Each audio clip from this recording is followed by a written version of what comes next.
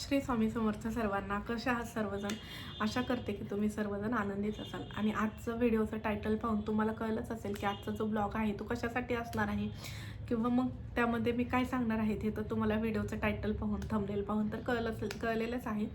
तर मग विषय असा आहे की आपल्याला जे इन्स्टाचं जे प्रमोशन भेटलेलं आहे ते कसं भेटलं. कमी फॉलोअर्समध्ये 130 फॉलोअर्समध्येच फक्त जे इन्स्टाला प्रमोशन आलेलं आहे मला ते कसं मला भेटलं. किंवा मग आपल्याला विचार असतो की ज्यावेळेस आपले 10-20 हजार फॉलोअर्स ज्यावेळेस होतात त्यावेळेस आपल्याला इन्स्टाकडून किंवा मग जे ब्रँड असतात, वेगवेगळे प्रकारचे जे ब्रँड असतात, खाण्याचे ब्रँड असतात, मेकअपचे असतात, कपड्यांचे असतात, किंवा मग किचन रिलेटेड कोणते तरी ब्रँड असतात, इलेक्ट्रॉनिक्स ब्रँड असतात, असे भरपूर सारे ब्रँड्स जे असतात ते आपल्याला इन्स्टाला मेसेज DM करतात किंवा आपल्याला मेल करतात पर्सनली की आम्हाला तुमच्यासोबत जे आहे ते कोलॅबरेट करायचं आहे. मग त्या कोलॅबरेशनचे पण 2-3 प्रकार असतात. पेड कोलॅबरेशन असतं, परत बार्टर असतं. बार्टर प्रमोशन म्हटलं जातं. बार्टरमध्ये असं असतं की आपण ज्यावेळेस समोरच्यांकडून जे प्रोडक्ट आहे ते खरेदी करायचं आणि आपल्या ह्याच्यावर जे आहे त्यांचं प्रमोशन करायचं. त्याच्याकडून पैसे वगैरे भेटत नाही असं मी ऐकलं आहे, आता जास्त तर काय माहीत नाही. आणि मग असे 2-3 प्रकार असतात. आणि मग काही काही वेळेस असं असतं की आपण आधी त्यांचं प्रोडक्ट खरेदी करायचं आणि नंतर ते आपल्याला पैसे देतात. अशा प्रकारचे 2-3 प्रकारचे जे असतात ते प्रमोशन आपल्याला भेटतच असतात.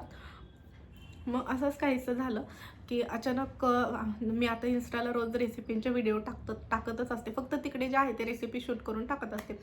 आणि मग इकडे आपण यूट्यूबला तर मी ब्लॉग वगैरे, मिनी ब्लॉग, शॉर्ट, परत लॉंग ब्लॉग जे आहेत ते टाकतच असते, लॉंग व्हिडिओ वगैरे.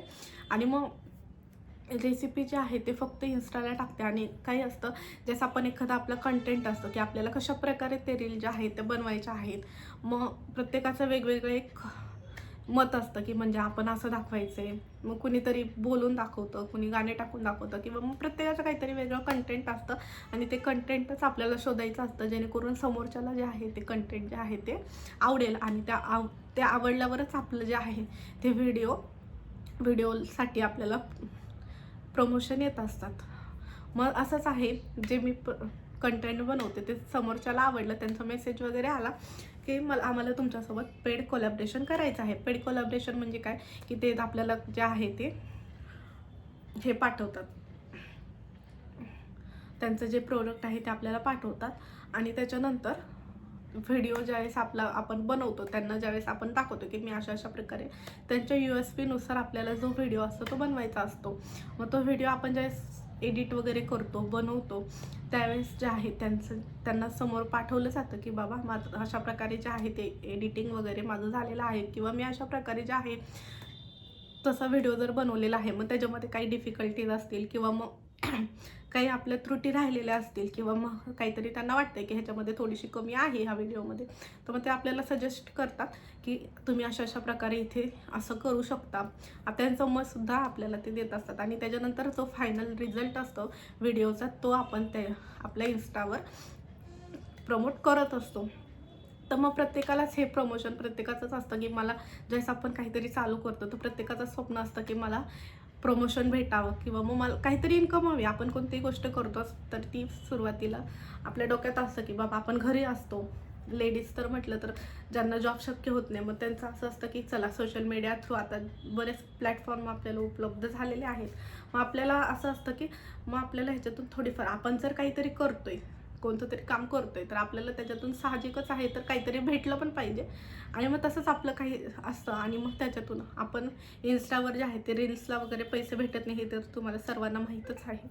इन्स्टाच्या रील्समधून आपल्याला कोणत्याही प्रकारचे पैसे भेटत नाही. जर तुमचं गिफ्टचं ऑप्शन आलेलं असेल तर त्या गिफ्टमधून जे लोक तुम्हाला गिफ्ट पाठवतात पैशांच्या रूपामध्ये, जे तुम्हाला गिफ्ट पाठवतात, जे तुमच्यापर्यंत पोहोचू शकत नाही, ते लोक काय करतात मग त्या गिफ्टच्या मार्फत तुम्हाला ₹10, ₹20, ₹100, कोणी ₹1000 असे जे आहेत ते पैसे पाठवत असतात. आणि तेच पैसे आपल्याला फक्त इन्स्टामधून मिळत असतात. बाकी इन्स्टा स्वतः कोणतेही पैसे आपल्याला देत नसतं.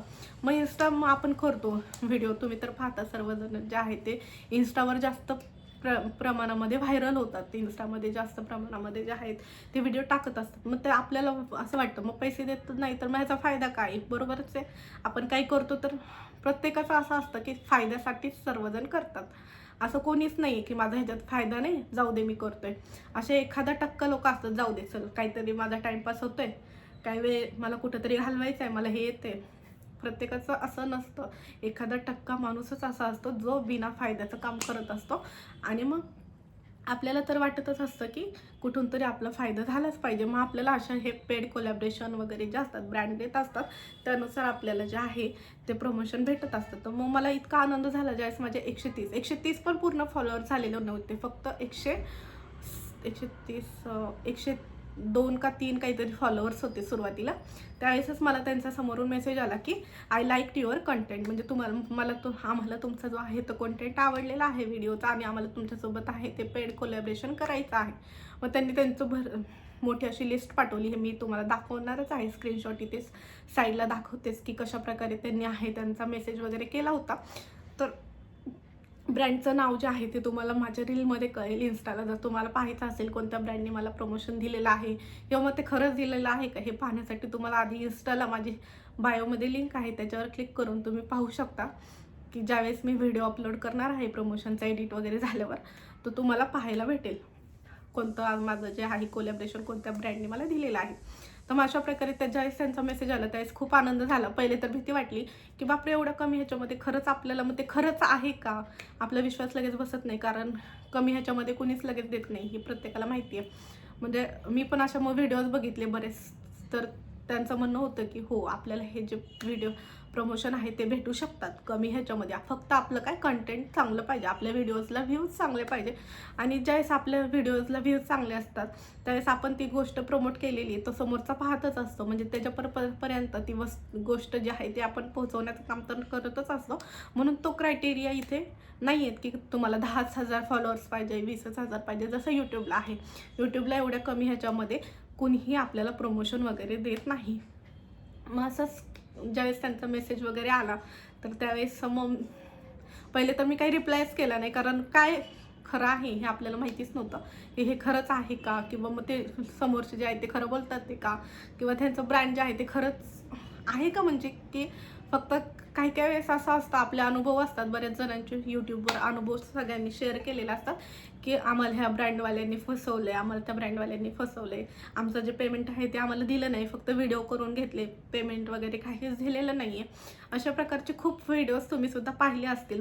बरेच जे इन्फ्लुएन्सर वगैरे आहेत, जे यूट्यूबर आहेत मोठमोठे, त्यांच्यासोबत सुद्धा असं बऱ्याच वेळा घडलेलं असतं ज्यावेळेस ते